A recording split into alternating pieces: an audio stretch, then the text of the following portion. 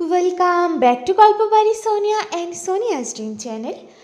গতকাল তোমাদের সাথে একটা মিনি ব্লগ আমি শেয়ার করেছিলাম আমার ফ্রেন্ডের বাড়িতে যাওয়া নিয়ে।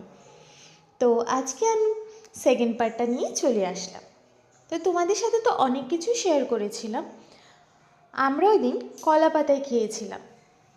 অনেক দিন বাদে, অনেক দিন বলবো না, অনেক বছর বাদে খেয়েছি কলা পাতার মধ্যে।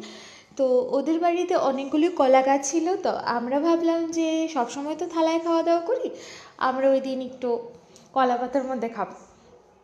তো দিদি আর দাদা গিয়ে ওইখান থেকে কলা পাতা কেটে নিয়ে এসেছিলো আমাদের জন্য, আর ভালো করে পরিষ্কার টরিষ্কার করে একদম সুন্দর করে রেডি করে নিয়েছিল। আর আমরা তখন সবাই ওইখানে বসে আগুনের সামনে বসেছিলাম, গান করছিলাম, মজা করছিলাম। তো এসব করতে করতে খাওয়ার সময় চলে আসলো। তো দিদি আমাদেরকে সার্ভ করেছিল। প্রথমে দিয়ে দিয়েছিল সাদা ভাত, তারপর ভাজা, ডাল, স্যালাড, আর তারপরে ছিল মেনুতে মাছ পেঁয়াজি।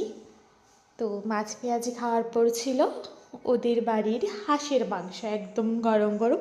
আর যেটা রান্না করেছিল আমার ফ্রেন্ড নিকি, খেতে খুব টেস্টি হয়েছিল। ও খুব ভালো রান্না পারে, দেখো নিজেরটা নিজেই খাচ্ছে একদম।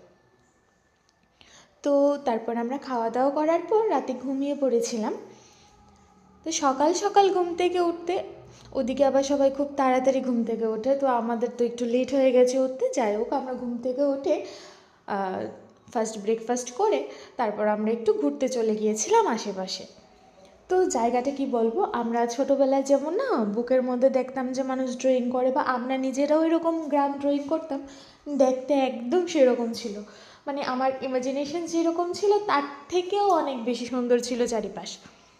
তো আমি তো একদম সবগুলো ভিউ দেখে একদম পাগল হয়ে গিয়েছিলাম।